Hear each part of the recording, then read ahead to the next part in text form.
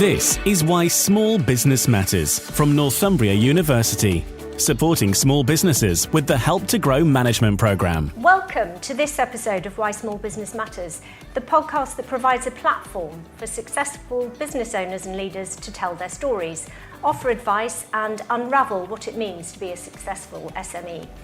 Brought to you by the Help to Grow management delivery team, Small Business Matters takes a light-hearted but insightful look behind the scenes. I'm Sarah Stevenson, and as part of the team at Northumbria University, today we're taking a break from the studio and are delighted to be guests of Newcastle University, recording in the Catalyst, a dynamic community of dynamic business and research specialists, working collaboratively to develop products and services.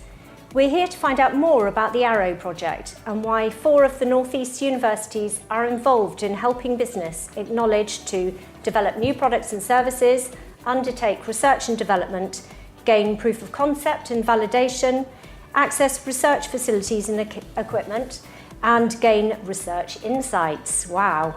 So Arrow's targeted innovation projects are fully funded and open to business based in County Durham, North Tyneside, Newcastle and Northumberland. Arrow has already helped over 150 businesses in the region to innovate. So, with that in mind, my guests today include 4 representatives from the universities and 2 business owners who have partnered with Arrow. So first, let me introduce Chris Angus, Programme Manager for Arrow from Newcastle University, Mike Jurowski, Business Development Manager from Sunderland University, Andrea Zachariou, Senior Innovation Associate from Durham University, and Jenny Taylor, Executive Director of Research and Innovation Services from Northumbria University. We will hear from them in a moment, but I would also like to welcome Janine Craig, founder of Shop by Shape, an AI product to help minimise waste in the fashion industry, and Dick Barton, founder and COO of Armatrex, a company developing expanding foam for use as an inflatable splint for use in emergency situations, as well as other things that I'm sure you will talk about. So welcome, everyone. So let's start with Chris, if we may. Chris, can you tell us a little bit about the history and aim of the Arrow programme? Thanks, Sarah. Yeah, so Arrow started way back in 2018, and it was a bit of an experiment, to be honest. We were trying to find a mechanism to allow businesses to tap into the expertise, knowledge, facilities at the university, recognising that it's difficult for businesses to find out how to engage with universities, and also cognizant that it's very difficult for academic colleagues to devote significant length of time to support businesses. So Arrow was kind of born out of that challenge. That was a long time ago. We've been through I guess a lot of learning over that period of time. The way that the model works is that we have a set of innovation associates, and we have Andrea with us here today from Durham. Those innovation associates are kind of the heavy lifters, if you like, of enabling Arrow. They work alongside an academic colleague who provides support and direction to the project. But the key part of the delivery mechanism is that innovation associate who is a fully dedicated role to work on a project to support a small business. That lets us tap into the academic expertise, but also means that we're not bound by the constraints of the lack of academic capacity to make those projects happen. So just in terms of how that can benefit the wider region, Chris, can you tell us a little bit about that? Yeah, I mean, I think one of the challenges in the region, particularly the North East region where we are, is that, you know, R&D, research and development, innovation is at a modest level compared to the rest of the UK. So that's one of the challenges. Universities aren't necessarily recognised for providing the sort of service that we provide from Arrow.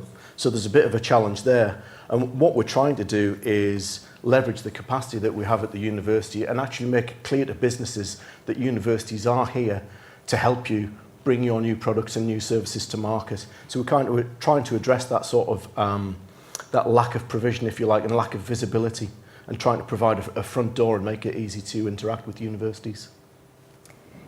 So just if I was somebody in the region with a new idea and I had heard about it, came across the website, how would I come to you or to Arrow to find out more about it? Yeah, so I think the starting point is to get in touch with us through our website at arrowinnovation.org. That enables us to start the conversation, and it is very much a conversation. If you think about the services and expertise that we have across the 4 universities, literally thousands of research active colleagues. We can't tell you from a simple inquiry whether or not we can help, but what we can do is sit down and have a meaningful conversation, figure out if there's an area that we can dip into our expertise to support your project. So the starting point is very much getting in touch with us through the website, and we set up an initial conversation, figure out what the problem is, and is it something that sort of fits around the expertise that we can tap into at the universities. And tell me, how's it funded? Do people have to pay for this? They don't. It's fully funded, so that the current funding that runs through to the end of March 2025 is from the UK Shared Prosperity Fund. So that's, as you said at the outset, we can deliver in County Durham and the North of Tyne region. So the funding comes from those 2 local authorities, Durham County Council and North of Tyne Combined Authority. Hopefully longer term, when the new mayoral combined authority comes into being, we will have a much wider area of support across the whole of the North East, which historically is what we've provided. So from the sort of bottom of County Durham all the way up to Berwick. And for the businesses involved, what's the timescale? How long do they spend with you, with your researchers? Yeah, so I mean, Arrow is quite different to a lot of other public support that's available through other organisations. The focus is very much on innovation, so we're not at that model of supplying 2 days or 12 hours. We're supplying much more intensive support to businesses. Typically, it's of the order of 20 to 30 days of evidence time. So that's 20 to 30 days effort of somebody working on a project. That over an elapsed time, that might be over 2 or 3 months. So in university terms, it's a very, very short interaction. But in terms of what's available to businesses, it's actually quite a detailed piece of work that can be undertaken. And we've got some guests that we're going to talk to today here about how they've been involved in the project. But can you just give us a broad understanding of the kind of businesses that come to you? Yeah, I mean, that is a tricky one. From our 150 plus projects, we've probably got about 100 plus different types of projects. So it is a challenge, a perpetual challenge to try and describe what Arrow supports. I think another way to kind of flip your question is if you've got a challenge, whether that be a technical challenge, business challenge, that you can't go to the high street and find a solution from somebody, and it requires somebody to look into research literature, look into current thinking or emerging thinking on a particular topic, that's something that we can try and approach for you and try and shape a project.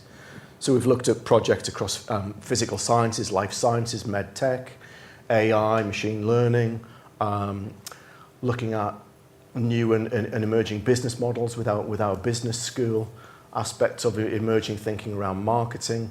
You name it, we've kind of looked at it from 18th century literature with a company offering acting, an acting-based project to bring out emotion in young folks, through to the kind of developing widgets and the stuff that you might more normally associate with this type of programme. And finally, how long will this funding continue? I suppose we don't really know yet. Well, the current funding runs to March 2025. I think we're hopeful that the historic work of Arrow and the work that we're doing together collaboratively stands us in good stead to deliver something. The kind of history of Arrow is this has generated a significant number of jobs and return on investment, from what is a relatively modest support.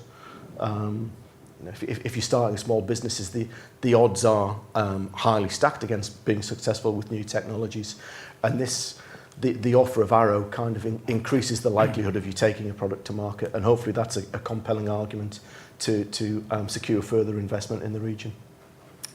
Jenny, I'd like to come to you now and really understand how and why the 4 universities are working together, because regional economic benefit is really your thing. So yeah, no, absolutely, and I think Chris has set this up exceptionally well, and all credit to Newcastle in terms of the hard work they've done on that kind of initial phase of Arrow. So we do work very closely as universities across a number of different innovation programs that we have, for all the good reasons that Chris has pointed out, in terms of actually we've all got different specialisms, different areas where we really excel, different business connections as well. And often, I think it'd be reasonable to say, and my academic colleagues can kick me later, no one university can meet everyone's needs. So actually by collaborating within the region, which isn't huge, we're not a big region, so actually we can bring it together in a very efficient and effective way. So that kind of one-door access that Chris talks to in terms of coming into the project allows a whole range of expertise sat in this room who are able to then look at, well, actually, what would really help? What could they really do? Maybe explore different things we wouldn't have thought of as an individual university. So for us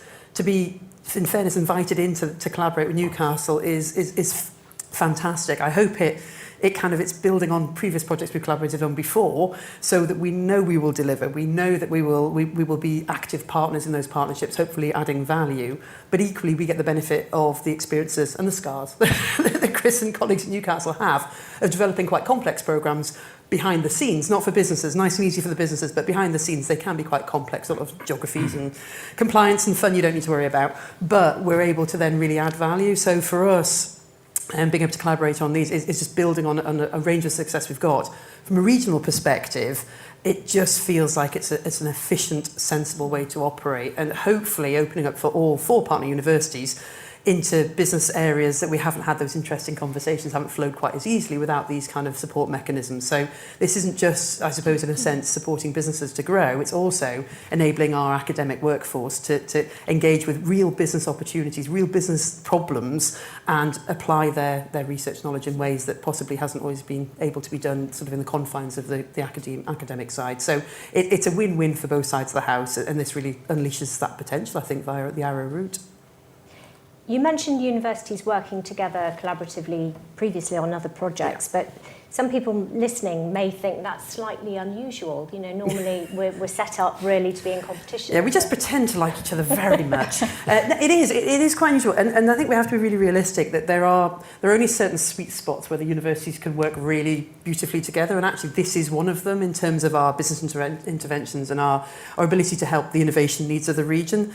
And it comes, and it's driven very strongly for me anyway, for two different things. One is that we do all have those different areas, pockets of expertise. We are able to tap into them. We know the kind of resources we all have, and that they differ, which is a good thing. So kind of coming together as a team and a squad makes sense.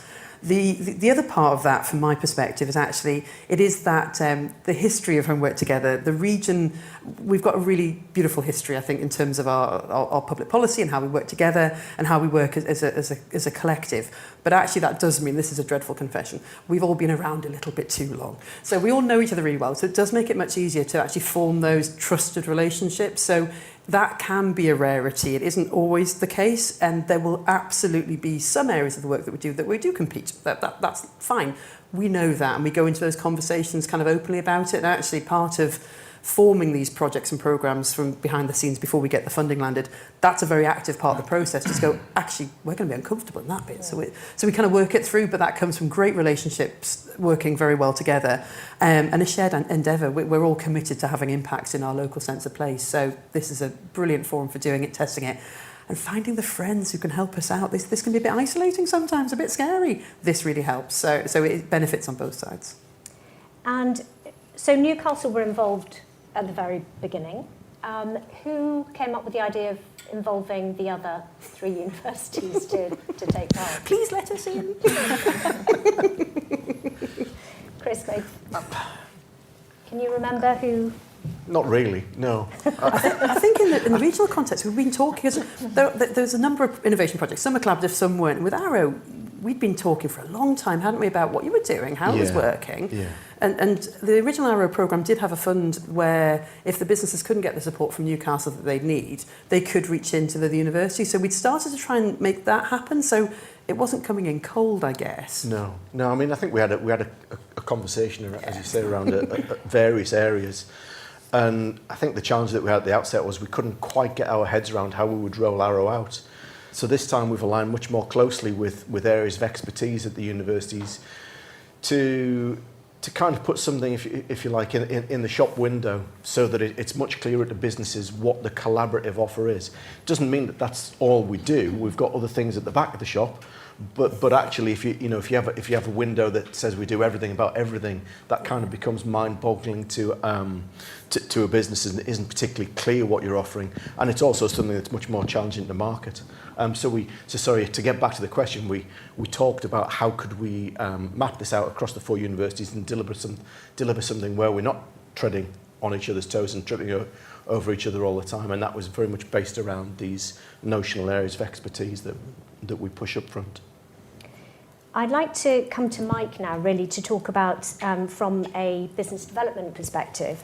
How does Arrow's offer look different to traditional business support that we might see either from the universities or from other training organisations?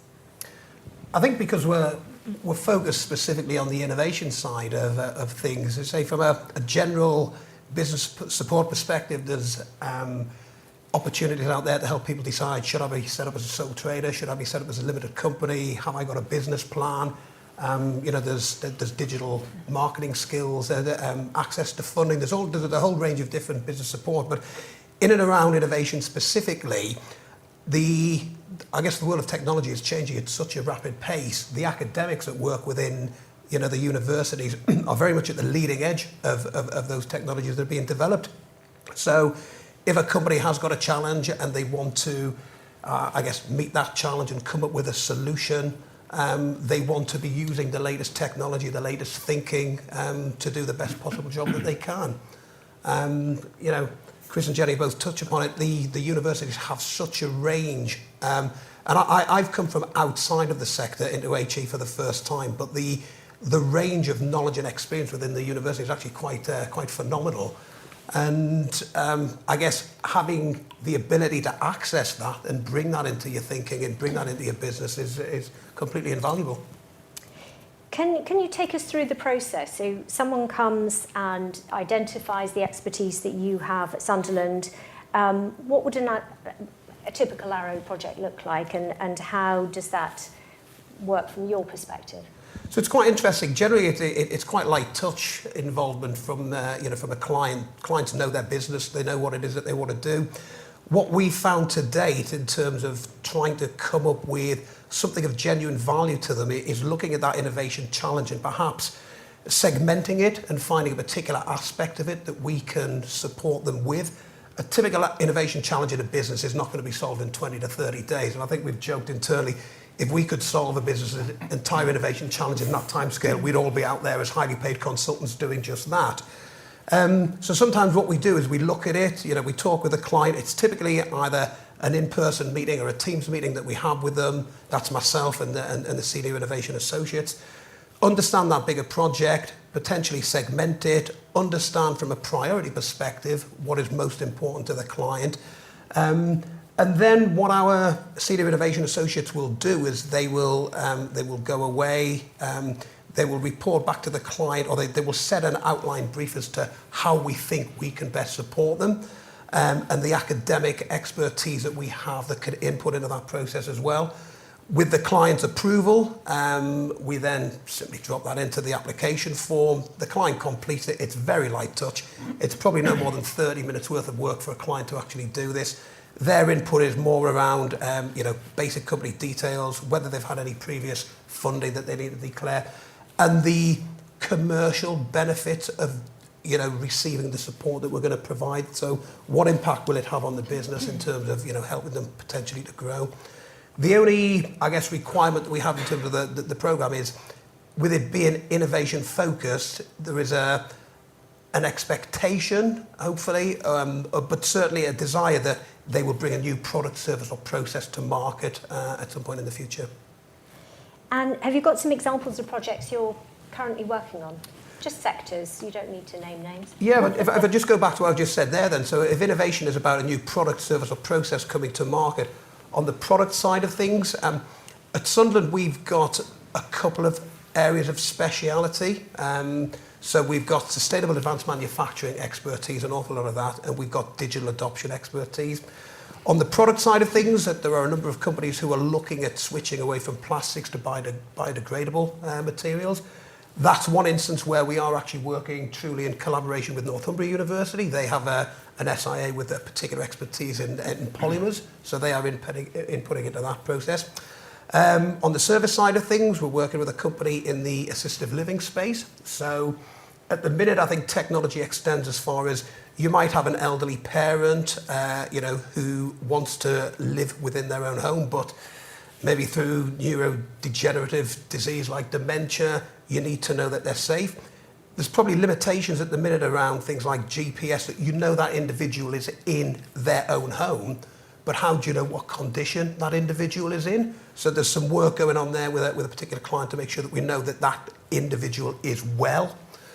And I guess from a process perspective, it's more manufacturing focused here, but looking at companies, we've done things like 3D scanning, of a factory. We've looked at how they move things around in the factory. Is it being done in a safe, efficient, kind of manner for them? So it doesn't sound particularly innovative, but some of the stuff that when we digitalize that actually gives a completely different perspective on things, and enables them to better understand their business and what they can do to make it as efficient as possible. So really, a broad range of projects that are all really quite exciting. But really interesting, and for your academics as well, really real cases to get to grips with and to work on. Yeah, absolutely. And I think, to provide value, it has to be something that the academics are genuinely interested in and have spent a lot of time researching. So again, that's part of the skill of the Senior Innovation Associates, to identify who within the department or the faculty has the best expertise to be able to, to support that company in that project. And finally, who would be eligible to take part in Arrow? Are there a particular eligibility criteria? To be honest, it's slightly broader than some of the other support programs that I've worked on previously. So typically, these publicly funded support programs are focused on SMEs. And there is still a real focus on SMEs, but we're not quite so restricted in this instance. So we are able to work with larger companies as well. And we also can work with not-for-profit organisations as well. So innovation cuts through any kind of business. And I think that's a real benefit in terms of the Arrow project, that we can support any business as long as they are a trading business, as long as it is an innovation that they're looking to develop, and they're in the the relevant area. Excuse me. Then we can support them. Great. You mentioned the Innovation Associate, so I'd like to come to Andrea now and really try to understand what it is you do, or what the others do across the universities as well, please. Yeah, of course. So basically, we are the dedicated resource to ensure project delivery. So we're the people that do the actual work. Not that anyone else is not doing actual work, that's not what I meant. But we are the ones that are actually down on, for me, I'm a chemist, so I'd be in a lab working on the innovation idea, or I'd be, doing the background research or the literature search or whatever that company would need to kind of give them that insight that they may be missing. Because we're all of the innovation associates, we have a background either in academia or research in general. We're quite curious individuals that want to get to the bottom of a problem. So we just try and we know what kind of questions to ask, and with the help of the academics can guide a project to completion, basically. Yeah. And so I take it that you really need to understand the client's needs and communicate their needs then back to the academics involved. Tell me how you go about that. Yes, so it depends. It depends on the academic involved. It depends on, the time that the company has. Some companies have lots of time that they can spare with us. Sometimes they only have a meeting or two. So it does depend, because, timings are quite important. We would have, with our BDs, your business development managers, we would have an in-depth discussion with the company at first, understand exactly what it is that they need to put to fruition. It is quite short-term project, so we do try and find a specific need rather than a broader range of ideas, because sometimes they'll come and they'll have 10 different ideas, which is great and amazing. For me, I get excited, but you have to focus them a little bit and just focus on a single idea, and then through communication is basically that. And every IA has a different, you know, experience and a different background. So we all have our different types of expertise, and, you know, we've worked with universities before, so we kind of know who to tap into and, you know, bring that academic on board as well and get them as excited as we are about the project. Yeah, and your background's in chemistry, isn't it? Yes, and you've worked with industry before, so tell me how that then set you on the path to what you're now doing. Yeah, so my background has always, you know, I've started as a chemist. Most of my projects have been with industrial partners. Most of the industrial partners were in the larger scale companies, which is exciting, and, you know, it brings a lot of different ideas, you know, to fruition, but they don't focus on like a specific thing. And I was quite fortunate right before this application came for me to apply, that I was working with a very small company. It was a startup, and they were working on, you know, an innovative product that would bring them in like revenue and would help them out in the shorter term. Like, you know, you would see the result, because sometimes when you're a chemist, you know, the result is like 20 years down the line. So, you know, it's quite rewarding to work with someone that, you know, needs the help and someone that would appreciate that help. And why do you find this to be such a fruitful, satisfying role? Because as an academic, you know, we know that the push is now to try and work with industry and with organisations, but why do you in particular find it so satisfying? I mean, I can always only talk about myself right here, but I've always worked with industry, and, you know, chemistry in general is a very, the type of chemistry that I do, which was focused on industrial chemistry to begin with. So I've always been involved in, like, you know, both the academic and the industrial world, but, you know, it's either or. So if you're an academic, you always strive for like different projects, and it may have industries, it may not. It may come to, you know, it might be a very novel idea, which is great, but I'm a practical person. I like to see results, and I like to see what I'm doing helping someone else. So I feel like this is a great program to do that. You know, small companies that may not have had the ability to engage with academia before, or didn't know how to tap into it, because let's be honest, you know, universities are not really known they're known to the big companies that they work with companies, but like a small company doesn't necessarily know that, you know, we do have the capability of helping them. So, you know, as a person, I do like that part. I like the idea that we're able to, you know, go in, deliver projects, and, you know, help that company take a step forward and hopefully lead to like a longer collaboration with the university. Yeah. I think it's that old front door thing, isn't it, and accessibility, which I think we'll come back to, if we may, a bit later on. I'd like to turn now to the businesses who've come along today who have been involved in Arrow. So Janine, your business is Shop by Shape. Yes. So could you tell us a little bit about that? It sounds absolutely fascinating. Thank you. So Shop by Shape was actually born from a problem that I had. So as a woman in her 40s that's had 2 children, works full time, I always find online shopping a hassle as the shopping for clothes. And I always struggle to find clothes that fit and suit my body shape over the years. And I always order loads of stuff, try them all on at home, and then I either send all of them back or some of them back. And, you know, it's such a disappointment, it's so deflating, but I also feel really guilty for doing that as well. Because I haven't ended up with the dress that I wanted, and you know, the retailer hasn't ended up with the sale that they wanted neither. So it was born from that, really. And so Shop by Shape is a personalised styling service, and women can take a photograph of themselves front and side, and then they can shop on retailers' websites, and they can find only the styles that suit their body shape perfectly. And so how did you come across Arrow then? So it was when I was looking to turn my idea into reality. I was speaking with developers about how that would actually happen, and realised that I didn't have the kind of AI technical knowledge that I needed to be able to identify what it was that I could put into this product. I was talking to a developer at the time, and he'd said, "Have you heard about Arrow?" So I went onto the website and I got in contact with Chris, and he talked me through what was available, and I thought this was great because it was research that I needed, and it was that expertise that was on offer. So yeah, I signed up for that, definitely. And the product itself, you're not aiming it at women, are you, directly? It's to the fashion. It's actually aimed at retailers, really, because this will help to reduce returns. But not only that, it will also provide other benefits to them as well. So they won't have to be processing returns, so their costs will go down.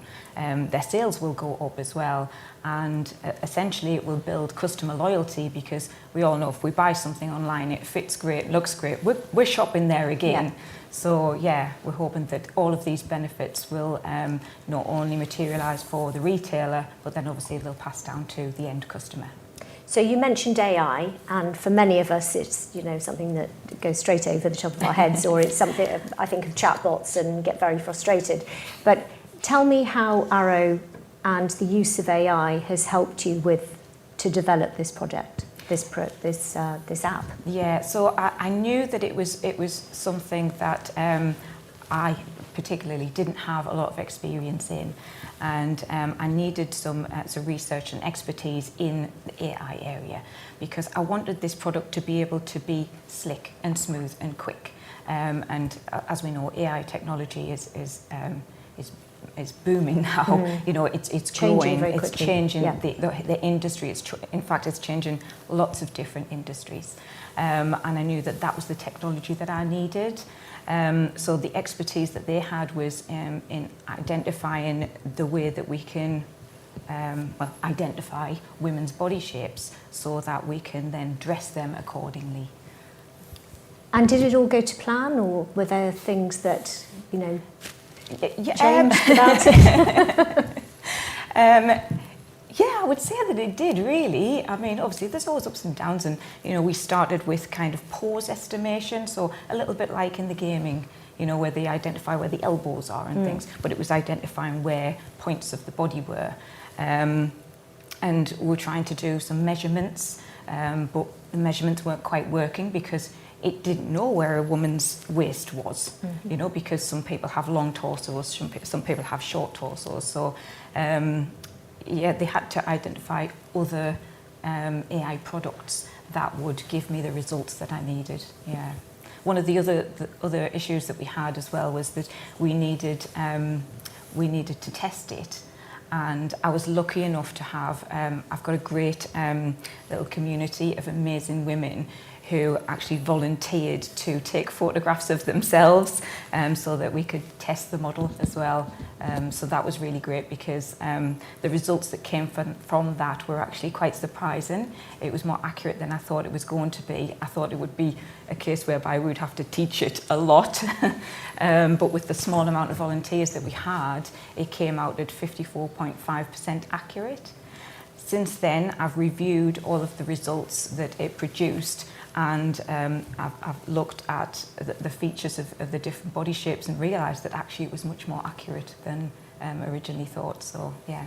And are you still looking for more people to get involved in that research? So from that, we've then taken that technology and we've built a prototype app. So this is currently out in the public domain, and we're asking women to test it and give us their feedback. So they would go on, they'll take a photograph of themselves from the front, from the side, and it will identify their body shape, and it will recommend some styles. If they click on those styles, it'll take you through to a short survey, but that's where we'll gather the feedback to be able to then build that into the full product. Would you like to give a plug? How do they get, if anybody wants to take part, how would they find certainly. you? Yeah, so it's app.shopbyshape.co.uk. Fabulous. So, Dick, tell me a little bit about your splints and stretchers, because they're not conventional by any means, are they? No, not at all. And Armatrex was born out of a identified necessity. My background really lent us to the necessity of the market need for splinting systems. And currently we have quite archaic processes which have been established and very much in use for many, many years, and it's time for change, because we're all about changing technology and disruptive technology, thinking differently out of the box. So we have on one end a conventional splint which is malleable and very easy to fix and cut and shape. Then we go into heavy duty, more inflatable vacuum splints and so on, but there's nothing sitting in the middle. So the need for an emergency splint that can be utilised by the uninitiated, you don't have to be a paramedic to use it, and on the back of that was technology development using expanding film polymers. And tell me a little bit about your background, because you have an interesting route into this, don't you? Yeah, so I evolved through probably the school of stupidity and really went through from commercial hard hat saturation diver to the military, where I had a 14-year interesting, challenging experiences, and then into maritime salvage, where we dived in the Titanic for 7 years. And it was principally where that initial idea came from, picking up artifacts from the seabed. We had to transport them around the world somehow, safely. I came across a packing medium, which is a polymer, which basically when two parts were added together, they expanded, they formed around the artifact, and that then became its means for transporting it. So in a moment of reflection, I thought there must be a better way of managing a broken limb than using a National Geographic magazine in a sock. And we can probably utilise this chemistry. So I knocked on the door of Lancaster University, Dr. John Hardy, who very indulgently sat and listened to my ramblings, and he helped me develop it. And then my evolution through the Arrow project back in 2018 when I first met Colin and Chris, and Dr. Chris. Fantastic. And so this understanding that a university might be able to collaborate with you to help you with your product and innovate your product, how did that come about in the first place? I knew what I wanted, I didn't know how to get it. And I've always been a fan of academia. And we as a company have a very strong interaction with academia, and we like to help and we like to try and make a difference and put something back. And it was when I started to peel back the layers, you start to realise the incredible expertise and depth of knowledge and breadth of knowledge that exists within academia. You know, we work with Northumbria, Sunderland, Newcastle, Lancaster Universities, and on various levels for different reasons. And it's been innovative in every single way, because we are innovative. And the response from those experts that we talk with in the academic world on certain disciplines has been incredibly helpful to us, and actually has helped us with expertise which is unaffordable to an SME. For people listening, can you just explain why the polymers in your splints are so different to traditional splints? Yeah, so a conventional splint doesn't have a means of conforming to a shape. We're all different shapes. And by the way, not just women have challenges with shape by clothes. But the idea of a forming splint has to conform to not only the shape of the individual, but also the circumstance of the injury. So again, conventional vacuum splints and other similar applications, they are rigid, they conform, they restrict. So when the body is trying to compensate an injury, it naturally expands. That's a system it has developed very well. And so what we do is we conform, we immobilize and stabilize the injury, and we hold it in situ. So we go, our mantra is from place of trauma through to triage, and take you on that journey, and to then eventually get it looked at.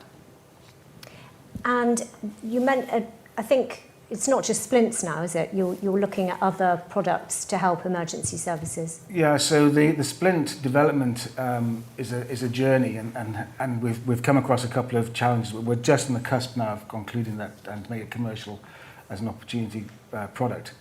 But to feed the habit, which we've been bankrolling this ourselves, we also concurrently developed a series of very innovative stretchers.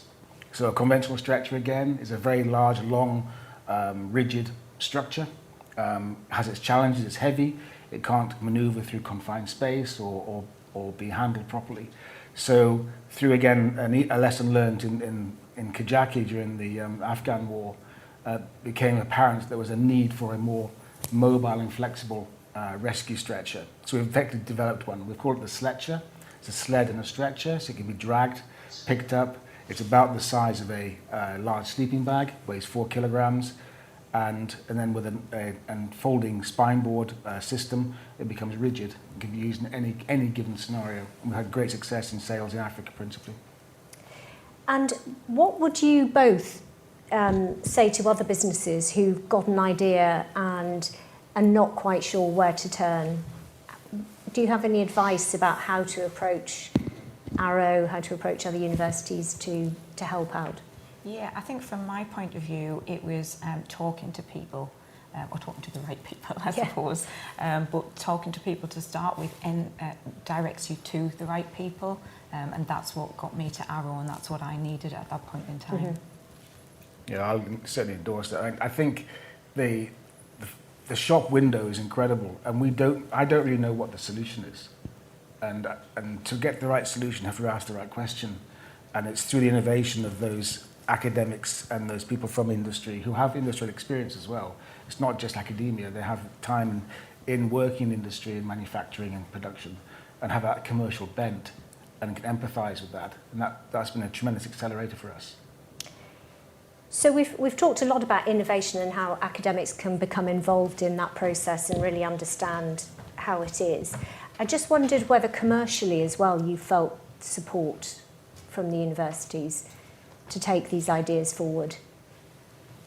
Yeah, I mean, as Andrea was mentioning earlier, you know, we have an in-depth call going through the details about your business and about your aspirations. And it was evident during the time that I spent with the team that they wanted me to succeed. Yeah. You know, they wanted me to get this product to market. And so, you know, they gave us, you know, they've got brilliant minds, and they gave me all of their expertise that I could take to make that journey. Yeah. Again, I think we've heard that there's so many consulting services out there who help you with your business plan, your structure, and your sort of fiscal aspects and fiduciary responsibilities. But it's that ability to be able to cut to the chase, identify that particular need, to commercialise what it is we need. And we're actually on that journey right now, again, for our second round of our project. Fabulous. I'd like to ask the rest of the panel now about we talked previously about, you know, being approachable, being able to communicate, having that trust with the business. So I'd like to talk about the importance of being approachable so that businesses really feel they can come to you, because I think sometimes there is a reticence to really engage with universities. They think it's an academic institution and perhaps don't really know what's on offer. Mike, do you want to? Yeah, I think, you know, at the end of the day, I think we're all quite a friendly bunch. You've got people who are genuinely interested in providing some value to a client. And I think with all of us, we've worked in industry and understand the pressures of working with industry. So it's not meant to be an invasive process where we're demanding a huge amount of your time. What we're trying to do is bring our expertise, or the expertise of those, you know, those academics and those innovation associates to you. And I said it's very light touch on the part of the business. So you know, the easiest thing to do is just to have a conversation. We are here to try and make life easy for you. We're not. I think the other thing about it is trying to manage expectations as well. Is we're not going to solve all of your innovation challenge necessarily in 20 days. The result that you get from the Arrow project basically is a report that will detail the research that's been done and what those findings are. And often that's about giving you options to appraise going forward. So we're not sitting here, or we're not going away doing work and definitively saying to a business, we know better than you, this is what you've got to do. We are giving you some more insight into the problem that you're trying to overcome. And then, you know, you as a business owner will make a decision how you go forward from there.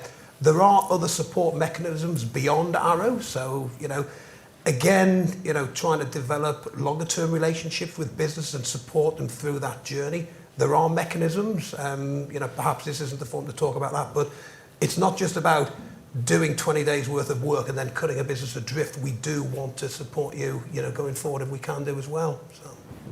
And I think, Chris, you'll probably be able to tell us, but from a business standpoint, you know, how accessible do you feel these projects are now to business? Is it still a case of waiting until somebody comes to talk to you, or do you proactively go out and spread the word about Arrow?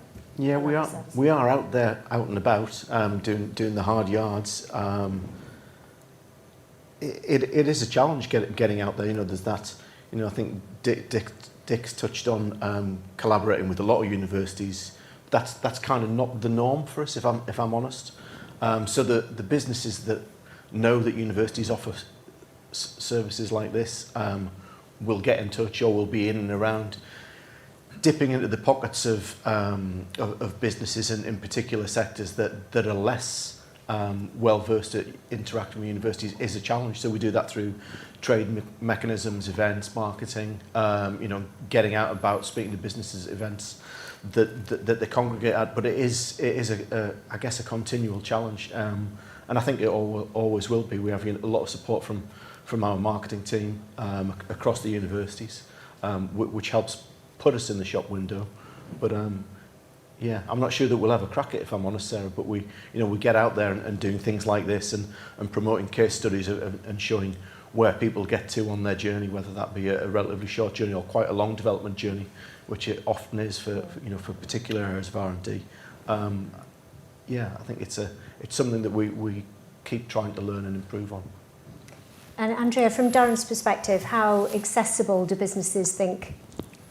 I mean, I think as Chris said, it is a challenge, but we are out there and we're very friendly, and we're more than happy to have conversations.